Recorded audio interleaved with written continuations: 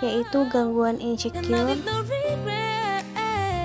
Nah, teman-teman, sebelum ke gangguan insecure itu apa aja? Nah, kita perlu tahu dulu insecure itu apa sih? Nah, menurut Abraham Maslow 2021, yaitu keadaan seseorang merasa tidak aman. Atau bisa dikatakan di Oxford Dictionary, it's not confident about yourself or your relationship with other people. Di sini ada dua kata kunci yang bisa kita garis bawahi, yaitu yourself, the people. Ini tentang diri kita, penerimaan diri kita, dan other people, bagaimana orang-orang melihat kita. Berarti gangguan insecure itu adalah situasi yang dihadapi oleh seseorang akibat munculnya perasaan tidak mampu, tidak cukup baik, hingga ketidakpastian terhadap kemampuan dirinya. Itu dia memiliki perasaan tidak percaya diri gitu. Terus di sini ada jenis-jenis gangguan insecure. Yang pertama, ingin selalu terlihat sempurna. Contohnya gini teman-teman, kita setiap orang punya standarnya masing-masing nih, dan setiap orang memiliki kekurangan dan kelebihan masing-masing.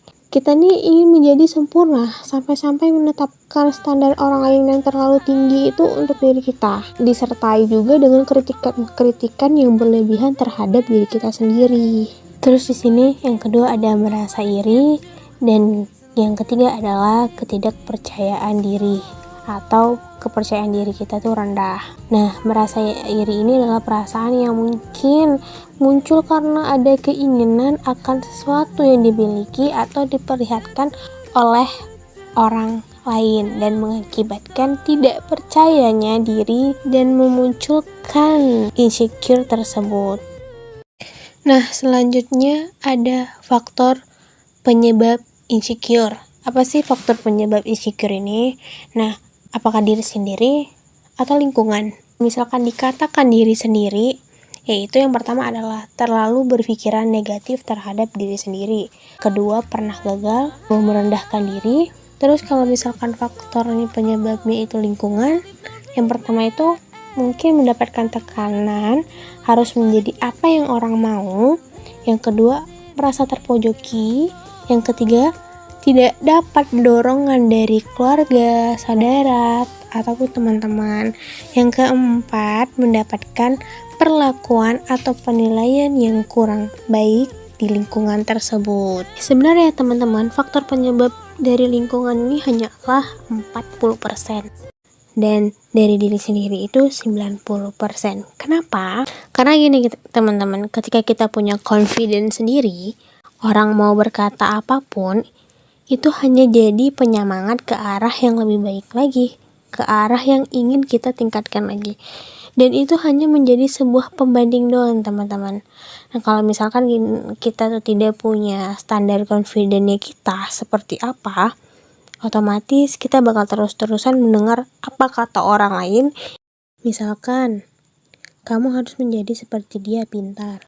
Kamu harus jago dalam penulisan. Nah, misalkan teman-teman, kalau kita mikirnya, iya ya tulisan dia bagus banget, kepingin deh kayak dia, dan terus dipikirkan untuk menjadi seperti dia, padahal kan kita bisa meningkatkannya lagi, bisa menjadi seperti dia. Contohnya, aku kurang dalam penulisan nih. Terus kita lihat orang lain dan kita berkata, orang lain bisa, kenapa aku enggak? Jadi kita bisa berusaha lagi, belajar meningkatkan hal itu. Jadi itulah ya teman-teman yang aku maksudkan tentang pembanding tadi. Ketika orang berkata seperti apapun, itu hanya pembanding bagi kita untuk meningkatkan hal yang terbaik lagi pada diri kita teman-teman. Nah, itulah kenapa alasan aku bilang diri sendiri faktor penyebab dari insecure tersebut. Baik, terus di sini ada penanganan dan penyembuhan. Penanganan dan penyembuhan untuk gangguan insecure ini adalah konseling. Menurut Mulyadi 2016, yaitu konseling adalah pertemuan empat mata antara konselor, orang yang ahli, dan orang yang menerima bantuan yaitu klien melalui wawancara profesional dalam rangka upaya membantu kliennya dalam mengatasi permasalahan yang dihadapi si kliennya. Nah, jadi gitu teman-teman, si konselor ini mengarahkan, membantu klien tersebut menghadapi masalahnya.